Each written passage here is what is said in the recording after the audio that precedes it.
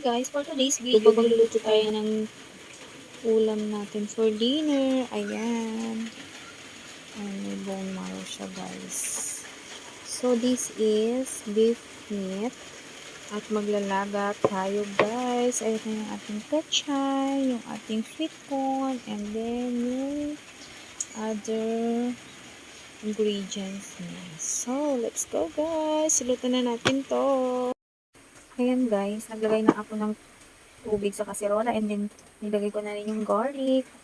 Nilagay ko na rin guys yung onion.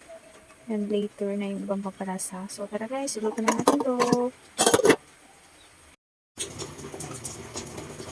Ayan na nga guys, yung ating beef.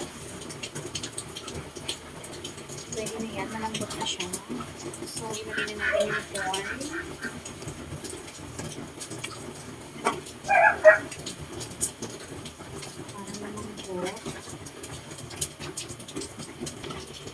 And ito yung asin. Lagyan na rin natin siya guys. Next is yung ating paminta. Sorry, dalawa nga pala yung nilagay ko siya guys na paminta. Luto lang natin siya ulit. So, ayan na siya guys. Maglalagay na rin pala ako dito guys ng patatas. Ayan guys. Lagay na natin. Ayan na guys. Sobrang kumukulo na siya. Ilagay na natin yung pechay na. Ayan. Pwedeng-pwede na ito.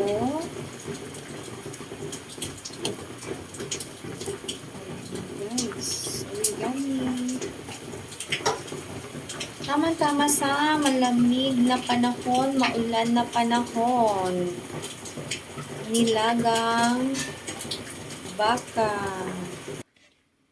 Ito na guys yung ating dinner.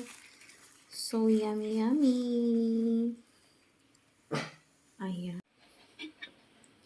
Kain na tayo guys.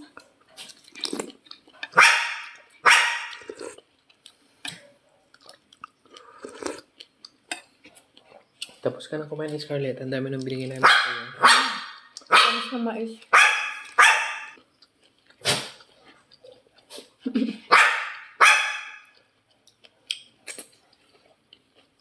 Daddy, hindi ka ba magra-rice?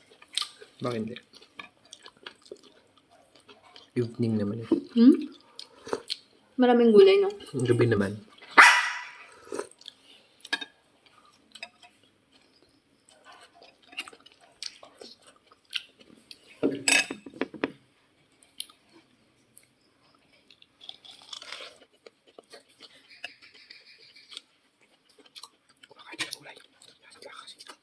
Kain siya ng gulay.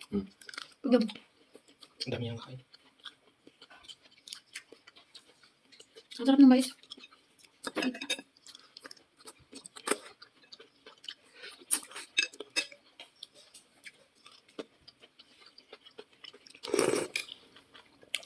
Kunin natin to.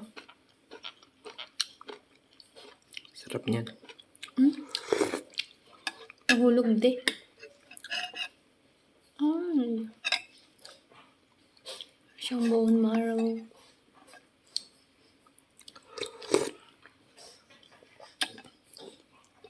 Ang sarap.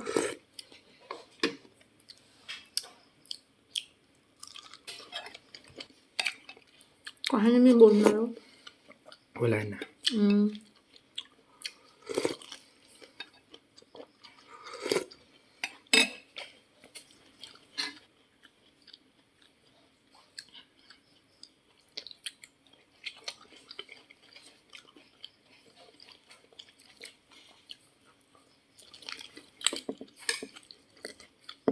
Lambot na.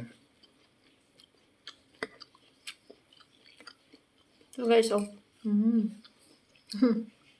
Laki. Tingin mo din.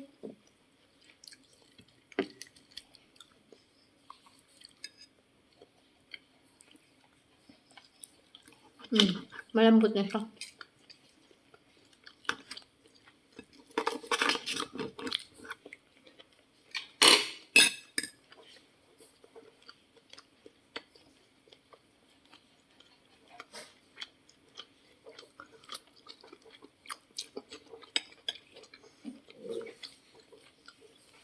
Busog na siya.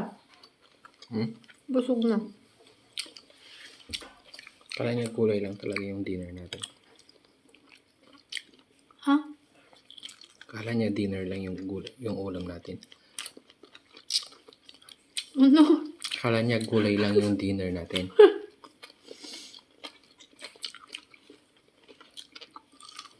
Kaya hindi.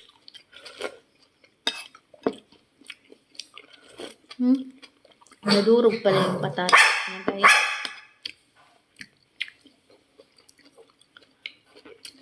No? Durog. Hindi ba ito yung matigas na part? Hindi naman siguro.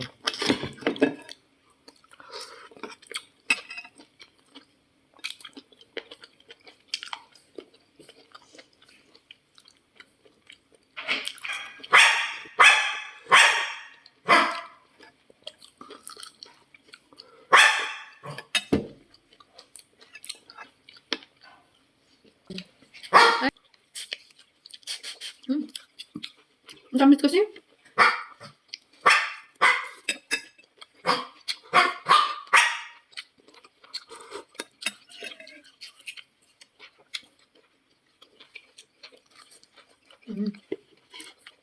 Itong mais na nakain ko.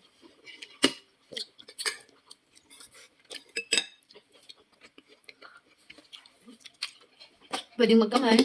Pwedeng magkutsara din ito. Lagyan mo sabaw. Bye guys!